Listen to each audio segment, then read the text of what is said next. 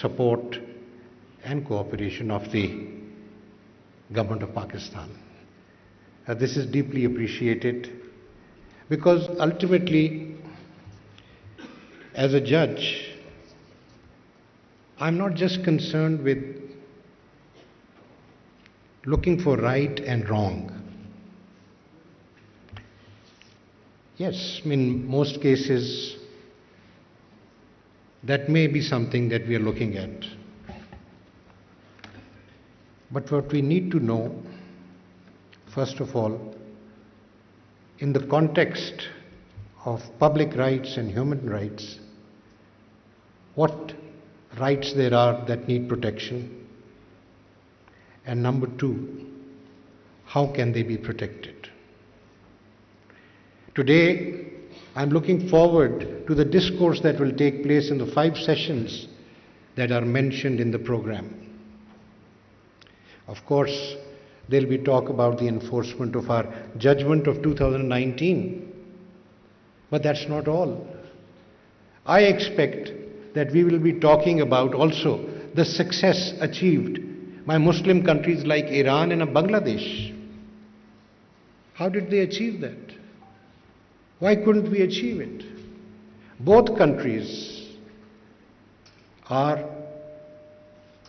careful about their resources, and yet there was something that they did which managed to receive success, and today I believe they are reversing their policies.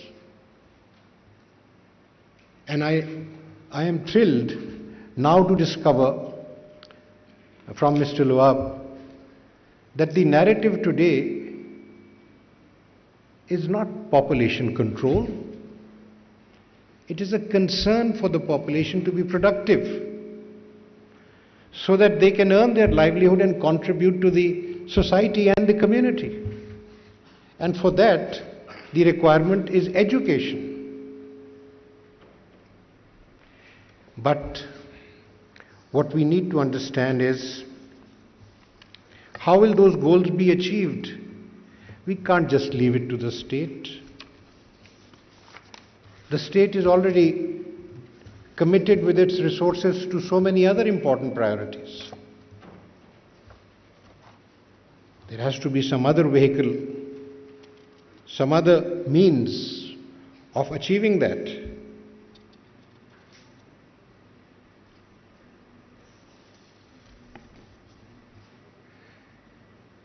I would submit that it's not talked very often about. We just impose things on the government, expect them to do everything. We have to involve the community. We have to involve society in contributing. If you recall the verse from the Holy Quran which was read by Maulana Sahib, it talks about a Muslim's fondness for his wealth and money. It acknowledges that, but it says you must contribute for the poor, for the needy, for those who need help. And above all, in fact, right at the beginning, your relatives. Islam strengthens the bond of the family. We need to reawaken those values. We have become concerned about individualism, about ourselves only. Only a generation ago, all of us, or most of us would remember, that our elders were either supporting or were supported by relatives to get educated. I can say that for my elders. And that was the way forward. What has happened today?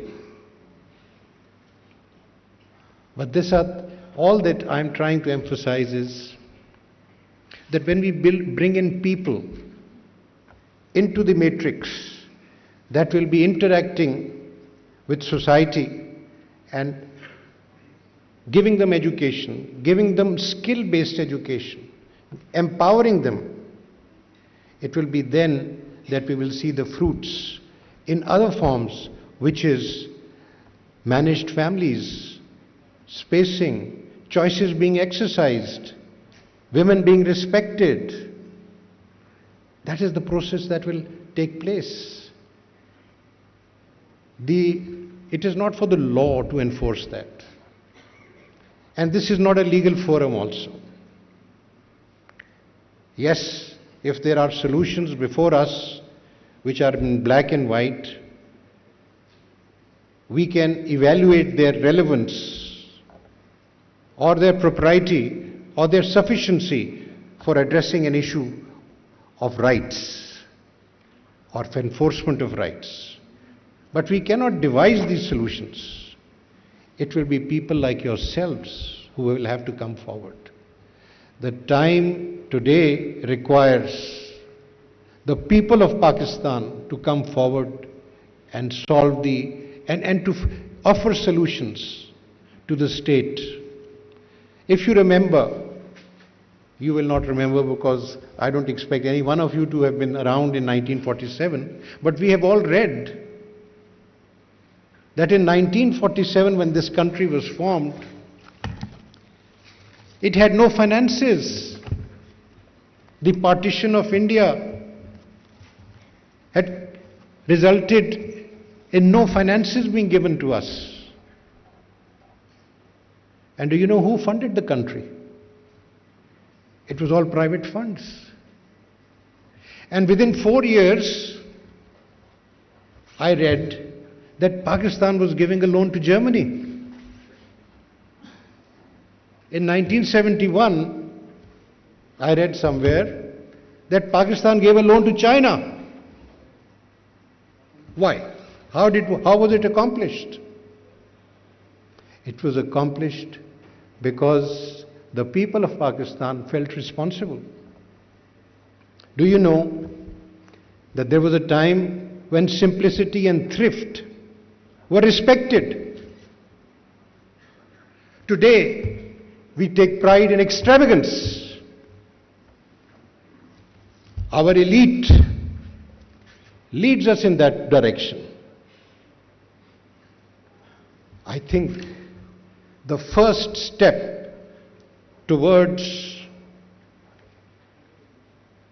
contributing to a cause is to become simple yourself. Your personal simplicity generates the surplus to contribute to that cause. We need community service, community involvement, and that's how, through a public-private partnership, I think, in my humble estimation, the issues can be tackled. We must bring in education, and particularly vocational training and skill-based education. In my youth, I remember when we traveled from Lahore to Peshawar, there were at least 24 vocational training centers on the highway. Today we see none. Where have they gone? You see, these are things we must go back to, the simple solutions. And our lives and our requirements and needs must be simplified. I don't want to give examples of where, as a citizen, I feel waste is taking place, because that is unnecessary. It's an attitude we must adopt. And I think that during the course of today and tomorrow, inshallah, we will find suggestions that will be useful. These are suggestions, as far as I'm concerned, which will occupy my mind and generate ideas on how I have to protect rights of the people who come to us. If we have one job, and for that there are 1,000 applicants.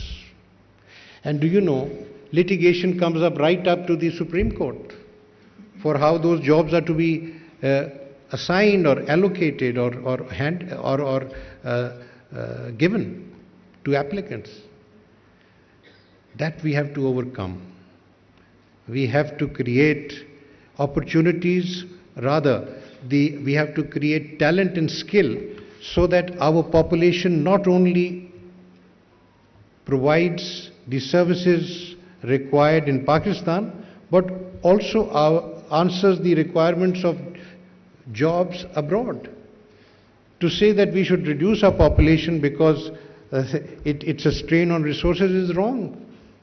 In the 70s, I remember, there was a new initiative. I was a young boy then, but I would read about it, a new initiative for labor to be exported to the Middle East. And that labor was contributing funds to its family, and they were able to run businesses and they were able to grow and so forth. It was a remarkable experiment, and to this day that cycle continues, but it has diminished because the level of skills has not improved. I may be getting rather extensive in my submissions. I want to thank you all for being present with us. I welcome this opportunity because I will be learning from here. Judges need to interact with ideas. We need to understand what are the needs of people and what are the needs of society, and what they are thinking, what the people are thinking, what our intellectuals are thinking. I look forward to a wonderful discourse, and at the end, I thank the Law and Justice Commission, supervised by the fantastic 3-member committee of judges, who showed us their managerial and administrative skill. It's very impressive. I congratulate them.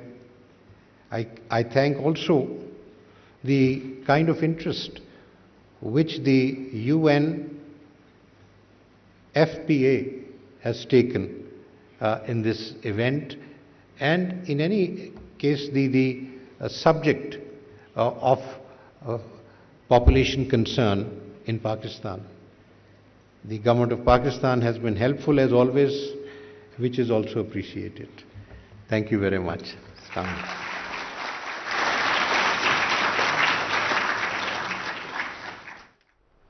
Chief justice of Pakistan justice Umar Bandial का कौमी conference से खिताब। आइन में बुनियादी हुकूक का मकसद आवाम को खुश रखना है। फर्द की खुशी खानदान की खुशी में मुज़मर है। माँ और बच्चे की सेहत और बुनियादी